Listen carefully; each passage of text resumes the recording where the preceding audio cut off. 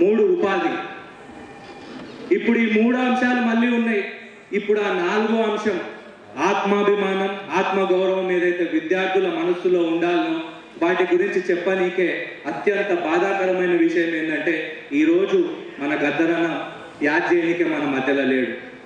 ఆయన మనందరినీ అనాథలం చేసి తీరని లోటు ఒకటి క్రియేట్ చేసిపోయిండు. ఈరోజు ఆ ఒక్క విషయం వల్ల నాకు గద్దరన్న తలుచుకున్నప్పుడల్లా బాధ అనిపిస్తుంది, కోపం అనిపిస్తుంది.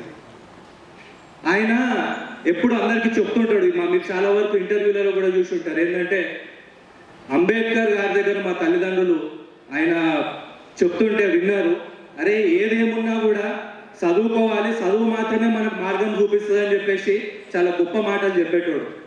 అట్లాంటిది ప్రతి ఒక్కరిని చదువుకోవాలని చైతన్యవంతం చేసి ముందుకు నడిపిస్తుంటే ఈరోజు విద్యా వ్యవస్థ అత్యంత అధ్వానమైన స్థితికి చేరుకున్నది.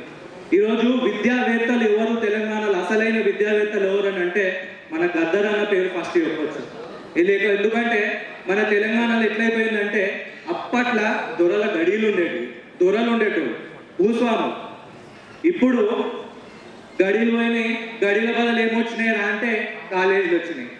వాడు అప్పట్లో పన్ను వసూలు చేసేటోడు, వీడు ఇప్పుడు ఫీజులు వసూలు చేస్తున్నాడు. వాడు పన్ను 10 రూపాయలు అయితే దానికి 4 గింతలు అట్లా ఇట్లా మభ్య పెట్టి మన దగ్గరికి నుంచి గుంజుకునేటోడు. ఇప్పుడు వీడేం చేస్తున్నాడు, అదో ఫైన్ ఇదో ఫైన్ అడ్డమైన ఫైన్ అని చెప్పేసి వసూలు చేస్తున్నాడు. ఇక ఇంకా లోతులకు పోతే వాడు అప్పట్లో మన భూమి కాగితాలు గిరి పెట్టుకొని మనల్ని ముక్కు పిండి 3 చెర్ల నీళ్ళు అయిపించేటోడు. ఇప్పుడు వీళ్ళు ఏం చేస్తున్నారు, కాలేజీలలో సర్టిఫికెట్లు పెట్టుకొని మన జీవితాల దగ్గర తాకట్టు పెట్టుకొని ముక్కు విండి 3 చెర్ల నీళ్ళు అయిపిస్తున్నారు. మన జీవితాలు అప్పుడైనా ఇప్పుడైనా తాకట్టే ఉండే, ఆ తాకట్టు నుండి పోరాడి బయటకు వచ్చే పరిస్థితిలో మనకి ఈరోజు ఆ పోరాటాన్ని మన గుండెల్లో నింపనీకే గద్దరన్న మన మధ్యలో లేడు. అదొక్కటి మనకు తీరని లోటు. సో అప్పుడైనా ఇప్పుడైనా గడిల పాలన పోయింది అని మనం అనుకుంటున్నాం, కానీ కాలేదు.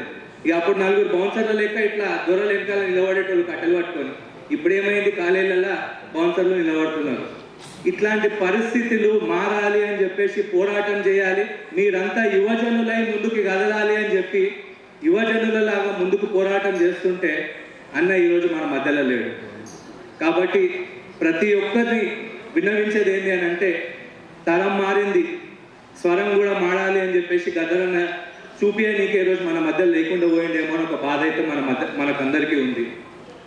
చివరిగా ఒక మాట, గద్దరన్న కొట్లాడి అలసిపోయి మూగపోయిన మా గొంతులల్లా జీవమోరు వస్తారు, రాగమోరు దింపుతారే, నువ్వు లేని లోటు అయితే ఈరోజు మా గుండెల్లో చాలా నిండిపోయి ఉన్నది. జై యువజన, జై హింద్, జై గద్దర్.